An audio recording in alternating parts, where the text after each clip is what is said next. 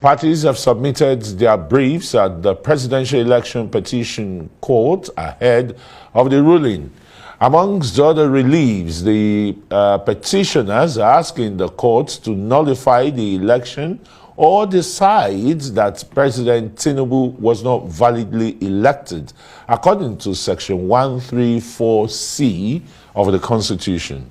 If the tribunal accedes to their request, it may order a rerun or a runoff, depending on the reasoning of the courts. If the court orders a runoff instead of a rerun, how will the candidates be determined? And what does the Constitution provide regarding a situation where the court dismisses or determines, rather, that there is no duly elected president? And Arise analyst, associate professor of law, Sam Amadi, is here to look at this issue. How will the court really come to a determination that there is no president?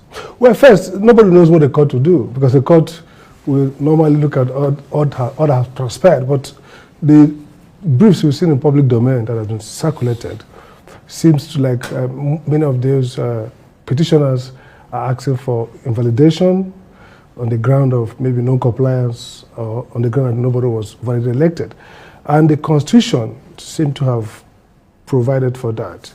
If you look at Section 134, so assuming the court comes to that decision, the tribunal, that the election for whatever reason has to be invalidated, then the tribunal may order another election, or if it's because nobody won, nobody got the required, numbers to win, based on the evidence they have, then they're going to do a runoff. The question there is, how do we select who will do the runoff? But the Electoral Act, I thought, is clear for a runoff there. The Electoral Act, the Constitution, 134(3). Yes.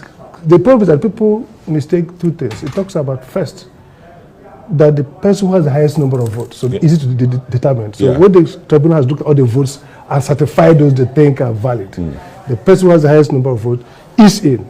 The other person who comes in to run in that runoff will be the person who has a majority of votes in the highest number of states. Now that's where it becomes tricky. The question is, what's a majority, legally speaking, as regards maybe highest number of votes? If you watch, the language of the Constitution are always specific. So it didn't use in the section 134(2), where it talked about what it takes to win. You must have the highest number of votes. I hope we're having that, on the screen. Yes, they should have the screen, so people can read it. So unlike where it talks about who wins in terms of majority of vote and majority two-thirds of votes cast, here it says majority. Now, if you look at the law, black law dictionary, under dictionaries, a majority is, you have a majority when you score more than half. So they're going to look at who has more than half of the votes in a state. You have state A, B, C, and D. So the person who has the highest of that majority, more than half. So for example, if I win in state A and I won with, let's say, 30% of the vote, that's not a majority of the vote cast. So if I win with 52%, for example, that's majority. So the black law dictionary, for example, Merriam-Webster says a number or quantity greater than half of the total is majority. If you look at Collins Dictionary, it says the same thing. It's a number of votes, of voters, or jurors, or others in agreement constituting more than half of the total. The most interesting is the one of Black Law Dictionary, which is the lawyer's Bible. It says, where there are only two candidates, he who receives the greater number of the vote cast is said to have a majority. When there are more than two competitors for the same office, the person who receives the greatest number of votes is a plurality. But he who has not a majority, but has no majority unless he receives a greater number of votes than those cast for all the candidates, which means 50 plus 1. Now, so the interesting thing is this: you may have highest vote in a state, but you don't have a majority of the vote in that state. So it will be discounted for you. So the Constitution says a majority of the votes in the highest number of states. So that's the mathematics that the court will now look after they have validated all the votes and say, okay, fine. How about the mathematics of the FCT as captured in our constitution? That's a different one. That will go to them to Okay. determine first whether the person declared has won. If they agree that you have to win, then they will look at it whether you win or not. But if they say you have to win and you didn't get it, that's when you get to this issue of Real 1, 3, 4, Yeah. 3. It's only when they say that the winner, either because he didn't have the number of votes, states, or he didn't get FCT, if they say it so, or he didn't have constitutional qualification, howsoever they do it. Yeah. Whenever they think that the election is inconclusive because somebody has not got the validly returned, Yeah. they go to the second stage, which is to say either they cancel the elections and say a re-election, a rerun in terms of another election. But once they go to a runoff, which is a 1, 3, 4, 3 is talking about, it will now be between the person with the highest number of valid votes on one bucket. The second person will follow him, because it has to be 2, will be the person who has the majority, highest number of majorities. So if you score 51 and above in 6 states, somebody may have won you, somebody may have won or got 25% in more states. But if he doesn't have majority more than you, you are in his half. Now this is going to be tricky because people will be looking at, oh, it's a matter of numbers. Majority, highest, whoever got the highest number of states. No, the person who has the highest number of votes is in, whether he has majority or not. But the second person who joins him is a person who has majority, which is more than half.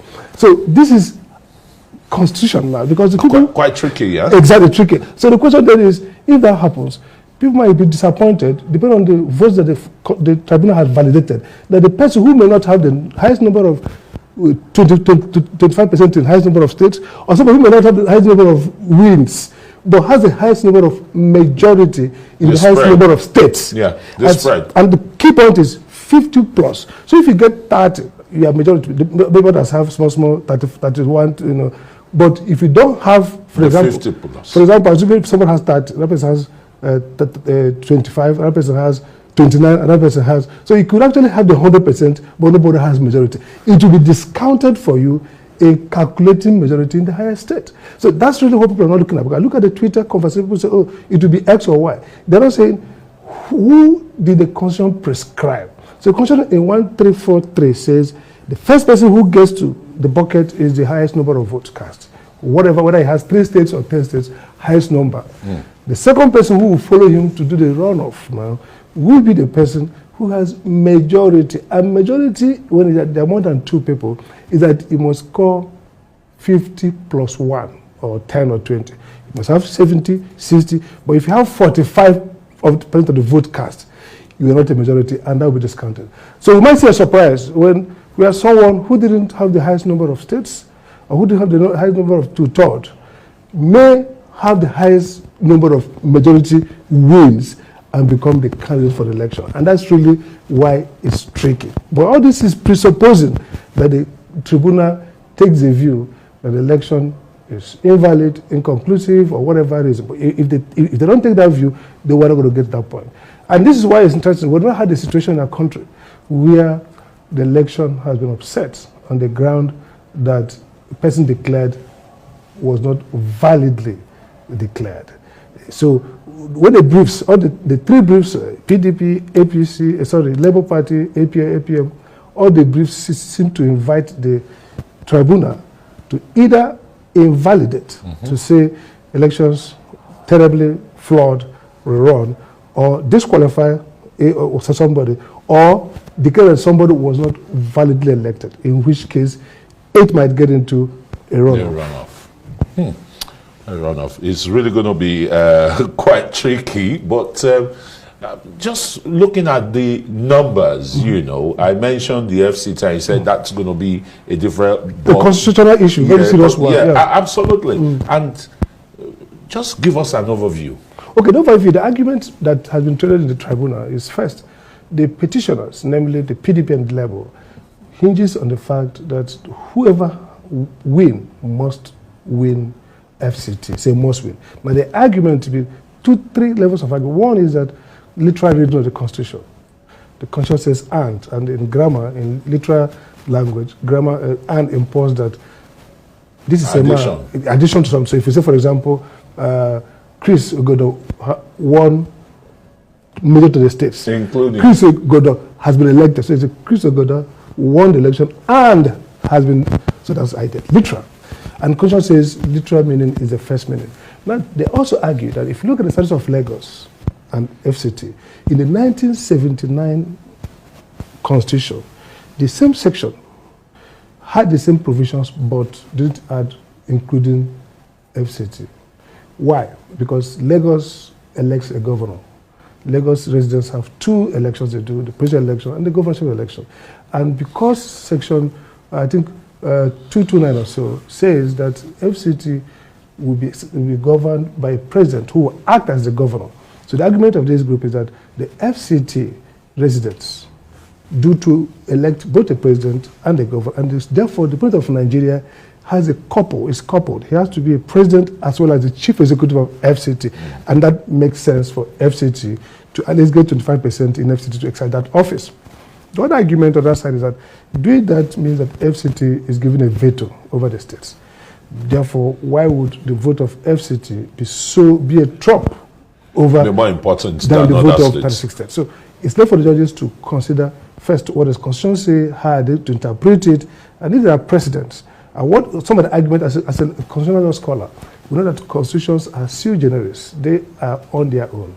Every constitution is a function of the history of the people and the bargain, the compromise their politicians have made. For example, we should have, like I said before, Lagos was the capital, but it didn't have, it had a governor, it had a House of Assembly.